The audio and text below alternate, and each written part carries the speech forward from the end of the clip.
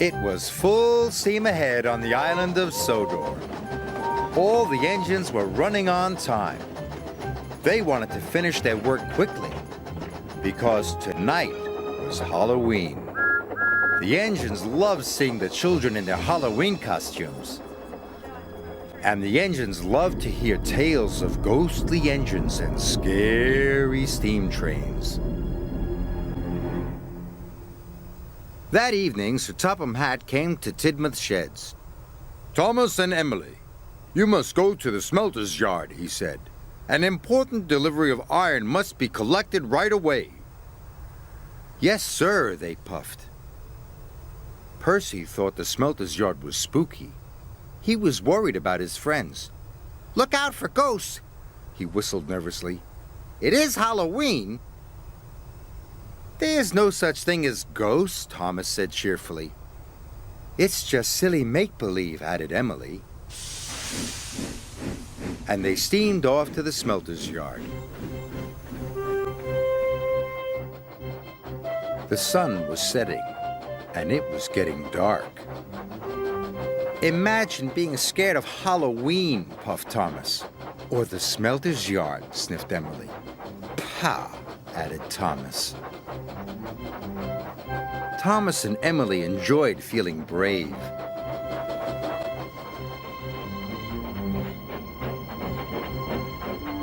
But when they got to the smelter's yard, it was very spooky. "Oh my," whispered Emily. "Oh dear," hissed Thomas. They puffed slowly through the piles of jagged steel and twisted scrap. The air grew hotter and the smoke grew thicker. Arry and Bert were lurking nearby. The two Diesels saw the chance to scare a couple of steamies. When Thomas and Emily rolled by, they moaned and groaned. It sounded spooky. "What was that?" snapped Emily. "You said there was no such thing as ghosts." "Silly make-believe, you said," gasped Thomas. Suddenly, a freight car began to shudder and shake. "Cinders and ashes!" cried Thomas. "Help!" wailed Emily. "It's a ghost! Let's get away from here!" They didn't know Arry and Bert had been bumping the flatbed's buffers. The two naughty Diesels were having great fun. Thomas and Emily pulled up to the smelting shed. They gasped at the ghostly shadows and fizzing sparks.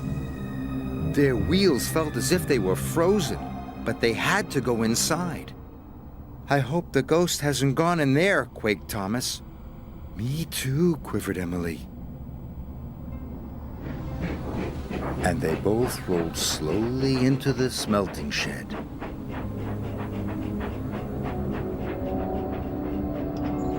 Inside, chains clanked and strange shadows danced across the walls.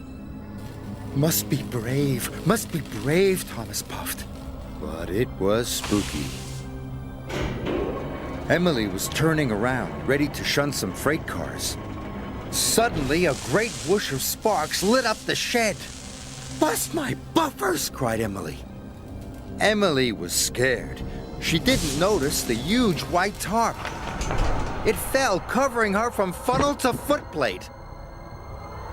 "The ghost! It's got me!" She steamed away as fast as her pistons could pump. Thomas thought Emily was the ghost, and he raced out of the smelting shed.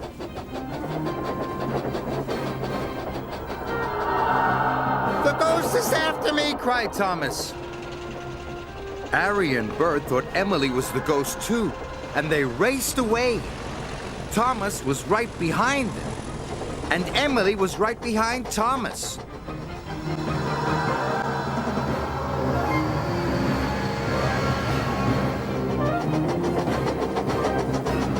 "Help!" Emily cried. "The ghost has got me!"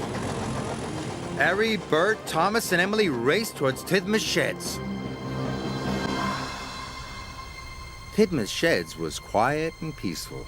All the engines were fast asleep. Thomas's whistle soon woke them up. "It's Thomas!" cried Percy. "Something must be wrong." Suddenly, he saw Thomas, Arry, and Bert racing into the yards. "Stop!" he cried. Arry, Bert, and Thomas applied their brakes. They stopped just in time. "The ghost is after us," whistled Thomas. Percy was scared. But just then, Emily raced under a signal and the tarp flew off.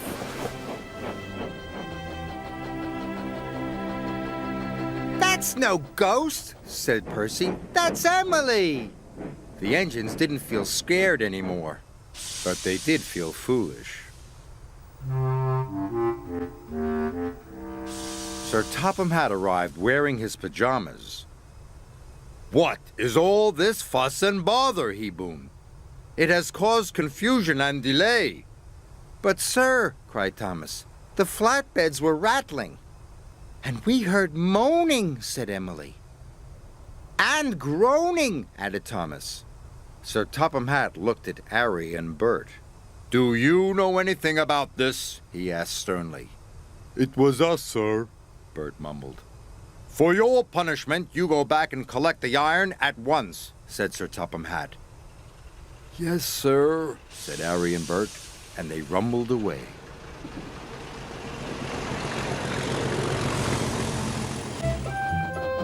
Whenever Thomas and Emily went back to the smelter's yard, they knew there was nothing to be scared of. After all, there is no such thing as ghosts. It was all silly make-believe.